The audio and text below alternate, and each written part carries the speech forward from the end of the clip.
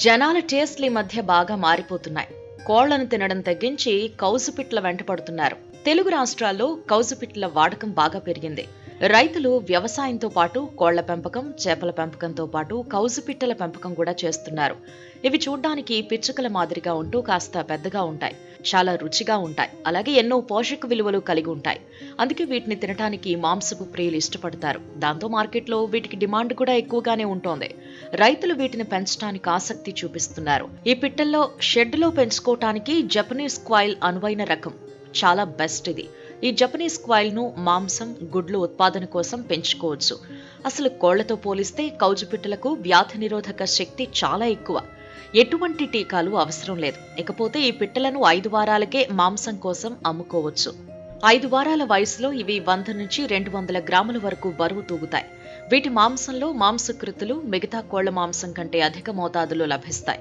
దేశంలోని మొత్తం కోళ్ల సంఖ్యలో 1.8% కౌజుపిట్టలున్నాయి.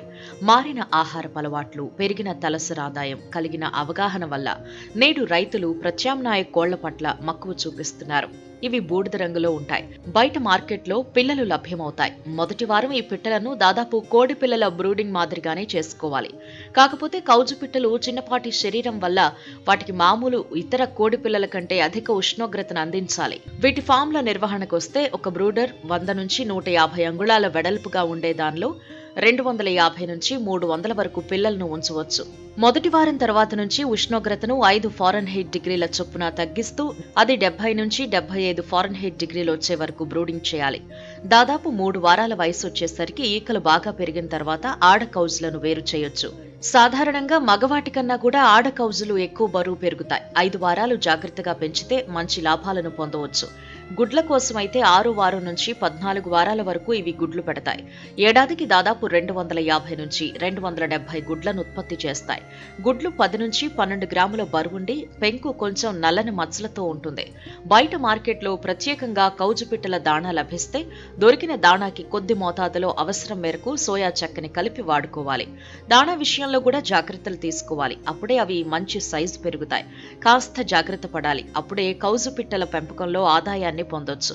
4 నుండి 5 వారాల్లో ఒక్కో పిట్ట 500 గ్రాముల వరకు దాణా తీసుకుంటుంది. దాణా కోసం 15 రూపాయల వరకు ఖర్చు చేయాల్సి వస్తుంది. ప్రస్తుతం ఒక్కో కౌజు పిట్టను 5 వారాల పాటు పెంచేందుకు 26 రూపాయలు ఖర్చు చేయాల్సి వస్తుంది.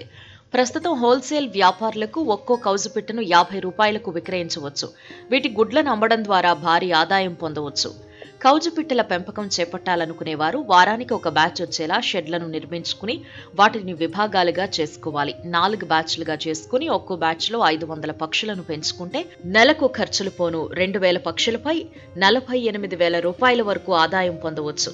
తక్కువ కాల వ్యవధిలో ఎక్కువ లాభాలు సంపాదించాలనుకునే వారికి కౌజు పిట్టల బిజినెస్ బాగా ఉపయోగపడుతుంది. చికెన్లో కన్నా ఎక్కువ ప్రోటీన్లు, ఇతర పోషకాలు ఇందులో లభిస్తూ ఉండడంతో ఇటీవలి కాలంలో ఈ కౌజు పిట్ట మాంసానికి బాగా గిరాకీ పెరిగింది. హోటల్స్, రెస్టారెంట్లలో స్పెషల్ కౌజు పిట్టల మాంసం లభిస్తూ ఉండడంతో వీటి పెంపకందారులు ప్రస్తుతం లాభాల బాట పడుతున్నారు.